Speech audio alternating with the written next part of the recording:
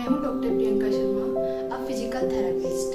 आज हम बात करने जा रहे हैं ऐसे साइंटिफिक बेस्ड प्रोटोकॉल के बारे में जिससे हम कुछ मिनट्स में ही अपना ऑक्सीजन लेवल इम्प्रूव कर सकते हैं, ऑक्सीजन लेवल बढ़ा सकते हैं। कोरोना के दौर पे सबसे ज़्यादा हमारे लिए जानना जरूरी है कि ऐसे मेडिकल मेथड्स क्या है जिनसे हम अपने घर पे रहकर ही अपना ऑक्सीजन सेचुरेशन बढ़ा सकते हैं। ये जो प्रोटोकॉल, ये मेथड जो आज हम बताने जा रहे हैं, ये दुनिया भर के आईसीयूज में पेशेंट्स के सेचुरेशन को इम्प्रूव करने के लिए काफ़ी मददगार साबित हो रहा है।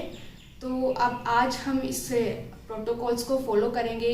इसमें हम पेशेंट्स को कुछ अलग अलग पोजीशंस में लेटाते हैं। तो आइए शुरू करते हैं हमारी आज की जो मेथड से। हमारी जो फर्स्ट पोजीशन है वो है सेल्फ प्रोन पोजीशनिंग। इसमें हम पेशेंट को पेट के बल लेटाते हैं।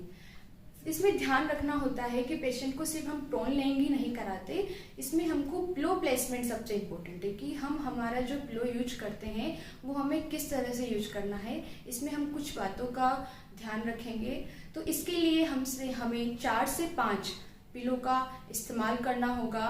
इसमें हम जो पिलो यूज करेंगे उसको हम 3 जगह प्लेस करेंगे। जो फर्स्ट हमारा पिलो होगा वो हमारे लेग्स की तरफ होगा। दूसरा जो इम्पोर्टेंट पिलो है वो हमारे पेल्विस एरिया पे होगा, यानी हिप जो बोन है इस एरिया पे होगा। और तीसरा हम पिलो प्लेस करेंगे हमारे अपर चेस्ट एरियाज पे। तो जो फर्स्ट पिलो है वो हमारा जो एंकल एरिया है, फुट एरिया, एंकल एरिया, वहां पे प्लेस करेंगे।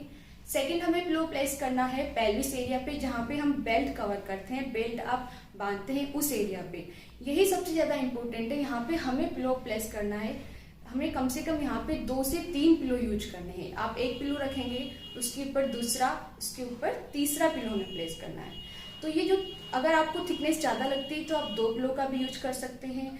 बट ये पिलो आप यूज करते टाइम सबसे अहम बात, सबसे जो इम्पोर्टेंट थिंग है वो ये है कि आपका पेट ना दबे। इसीलिए हम इसे जो प्लेस करते हैं, इसे हम थोड़ा सा अपना जो अपर एब्डोमेन होता है, जो आपकी टमी होती है, उससे जस्ट नीचे हमें प्लेस करना है, यानी लोअर एब्डोमेन पार्ट पे इसे प्लेस करेंगे, जहाँ पे हमारा जो पेल्विस एरिया होता है। क्योंकि इसमें हमें ध्यान रखना है कि हमारा पेट ना दबे, ताकि हमारे जो पेट का मूवमेंट है, डायफ्राम का मूवमेंट से उसे फ्री रखेंगे।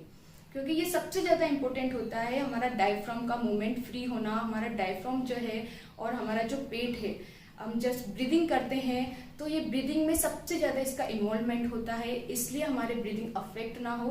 तो इस बात का ध्यान रखेंगे कि पिलो प्लेस करते टाइम हमारा पेट ना दबे। इसके लिए आप पिलो प्लेस करेंगे, जैसे 1 2 3 आपने पिलो प्लेस किया, आप उसके ऊपर लेटते हैं तो आप साइड से इस तरह से हाथ डाल के, इस तरह से हाथ अंदर की तरफ करेंगे और देखेंगे कि आपका पेट नहीं दब रहा है। और तीसरा पिलो हम अपर चेस्ट के यहाँ प्लेस करेंगे, इससे आप कंफर्ट पोजीशन के हिसाब से एडजस्ट कर सकते हैं। और पिलो प्लेस करने के बाद हमें उल्टा लेट जाना है। अब उल्टा लेटने के बाद होता है कि हम हैंड और नेक पोजीशन कैसे रखें। तो हमारे जो नेक है, हेड, उसे आप राइट साइड पे भी रख सकते हैं, लेफ्ट साइड पे भी रख सकते हैं, या फिर आप सामने की तरफ उसे रखते हैं तो आप हैंड्स को इस तरह से करके सामने, और इस तरह से भी आप अपनी नेक को रख सकते हैं। उसके बाद अब हमें उल्टा लेटने के बाद पिलो प्लेस कर दिया, उल्टा लेट के हमने नेक पोजीशन हमारी कंफर्ट पोजीशन के हिसाब से कर लिया है।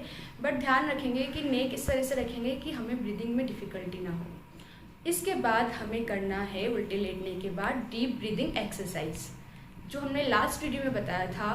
डीप ब्रीदिंग एक्सरसाइज, हमें नाक से गहरी सांस लेना है और मुंह से धीरे धीरे सांस छोड़ना है। तो हम उल्टे लेट गए, हमारा नेक कंफर्ट पोजीशन में, और हमें अब करना है डीप ब्रीदिंग, यानी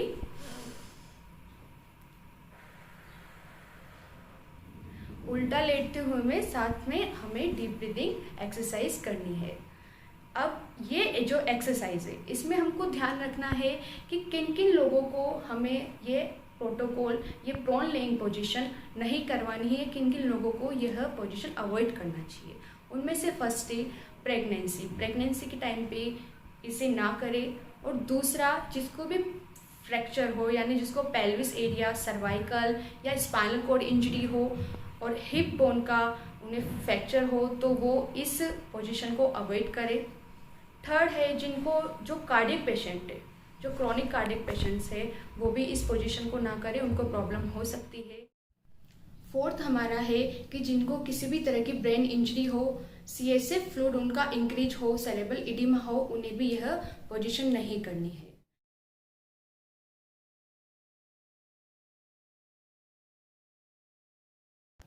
इनके साथ ही जिन लोगों का पेट बहुत ज़्यादा बाहर की तरफ, टमी बहुत ज़्यादा बड़ा हुआ है, वो लोग भी अगर प्रोन लेइंग पोजीशन करते हैं तो उनका पेट दबता है, तो वो भी इस पोजीशन को अवॉइड करें।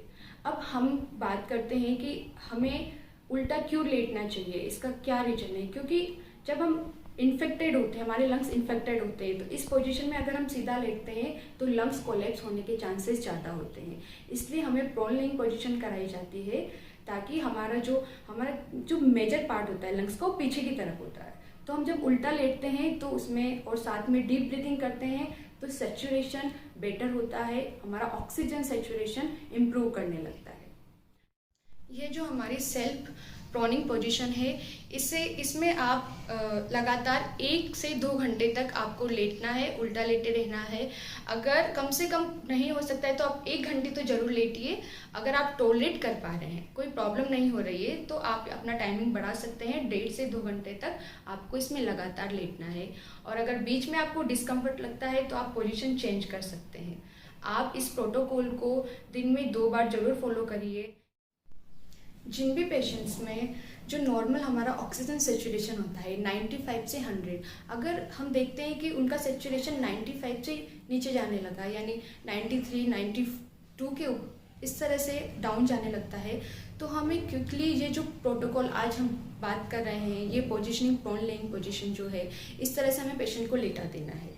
और साथ में हम जब ये पोजीशन करते हैं तो आप इसे मॉनिटर भी कर सकते हैं। आप पल्स ऑक्सीमीटर का यूज करिए, आप मॉनिटर करते रहिए कि आपका सेचुरेशन इंक्रीज कर रहा है या नहीं कर रहा है। अगर इंक्रीज करता है, कुछ देर में आप ऑब्जर्व करेंगे कि आपका ऑक्सीजन सेचुरेशन इम्प्रूव करने लगा है, तो आप इसे कंटिन्यू करिएगा।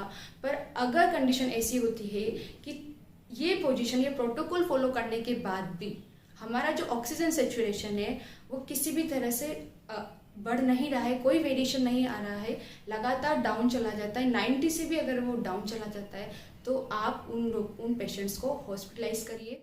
हमारी सेकंड पोजीशन है जिसे हम बोलते हैं left lateral position and right lateral position, यानी साइड करवट लेटना। हम जैसे पहले प्रोन पोजीशन में लेटते हैं 1 से 2 घंटे, उसके बाद हमें पोजीशन चेंज करते हैं, तो आप साइड करवट में आ जाइए। साइड करवट के लिए हमें ज़्यादा पिलो की यूज नहीं करना है, हमें सिर्फ एक पिलो का इस्तेमाल होगा जो कि हमारे हैंड सपोर्ट के लिए होगा। अब जैसे प्रोन पोजीशन में लेटने के बाद अब आप लेफ़्ट करवट आ जाइए। लेफ़्ट करवट आप 30 से 40 मिनट आप लेफ़्ट करवट लेट के रहिए और 30 से 40 मिनट अपन को राइट करवट पे लेटे रहना है। इसके बाद साथ ही इसमें ध्यान रखेंगे कि हमारा जो हेड है, जो हम पिलो सपोर्ट करते हैं, वो इस तरह से डाउन नहीं हो या बहुत ज़्यादा अप ना हो, हमें इक्वल उसे रखना है, पिलो प्लेस करना है। हैंड को आप किसी भी तरह प्लेस कर सकते हैं, साइड में रख सकते हैं या आगे इस तरह से रख सकते हैं, जैसा आपको कंफर्ट लगे। तीसरा जो हमारा पोजीशन होगा वो है सिटिंग अपराइट 60 to 90 डिग्री, यानी इसमें पेशेंट को हम सिटिंग पोजीशन में रखते हैं। इसमें सिटिंग पोजीशन में बैठने के बाद पैर आप सामने की तरफ फैला दीजिए। आप पेशेंट को इस तरह से 90 डिग्री पे भी रख सकते हैं, यानी इस तरह से आप वॉल सपोर्ट या बेड सपोर्ट लेके पेशेंट को सीधा बिठा सकते हैं। और साथ ही अगर और पिलो आप पीछे की तरफ प्लेस करेंगे कुछ पिलो, और पेशेंट को थोड़ा सा आपको बैकवर्ड लीन करना है, पीछे की तरफ थोड़ा सा झुक जाए, तो ये हमारा 60 से 90 डिग्री जो पोजीशन होता है ये काफ़ी हेल्पफुल होता है। हमारे जो लॉब्स होते हैं इनमें सेचुरेशन बेटर करने के लिए हम ये सारा प्रोटोकॉल्स यूज करते हैं। तो अब जो ये प्रोटोकॉल है हम डिफरेंट पोजीशन क्यों यूज करते हैं, क्योंकि जो हमारे लंग्स होते हैं जैसे लेफ्ट एंड राइट लंग्स, तो हमारा जो राइट वाला होता है उसमें हमारे 3 लोब्स होते हैं, और जो हमारा लेफ्ट लंग्स का पार्ट्स होता है उसमें हमारे 2 लोब्स होते हैं। तो जो इन लोब्स में, डिफरेंट लोब्स में हमें अलग अलग पोजीशन यूज करके इनमें ऑक्सीजन सेचुरेशन हम बेटर करने की कोशिश करते हैं। क्योंकि जो पेशेंट होते हैं जिनके लंग्स इन्फेक्टेड है वो इतने कैपेबल नहीं होते कि वो नॉर्मल ब्रीदिंग कर सके और उनके हर लॉब्स में वो ऑक्सीजन पहुंचा सके। तो हमें उन्हें अलग अलग पोजीशन में लेटाना होता है, अलग अलग प्रोटोकॉल्स उनके लिए फॉलो करना होता है। तो आप भी ज़रूर इन प्रोटोकॉल्स को फॉलो करिए और घर में ही अपना ऑक्सीजन सेचुरेशन इम्प्रूव करिए। नेक्स्ट वीडियो में हम बात करेंगे बच्चों के लिए कुछ इंटरेस्टिंग ब्रीदिंग एक्सरसाइज के बारे में, जो कि तीसरे चरण में, कोरोना के तीसरे चरण में बहुत ज़्यादा ज़रूरी है हमारे लिए जानना कि हमारे घरों में जो बच्चे हैं हम उन्हें कैसे सुरक्षित रख सकते हैं इस कोरोना से। अगर आपको ये वीडियोस हेल्पफुल लगते हैं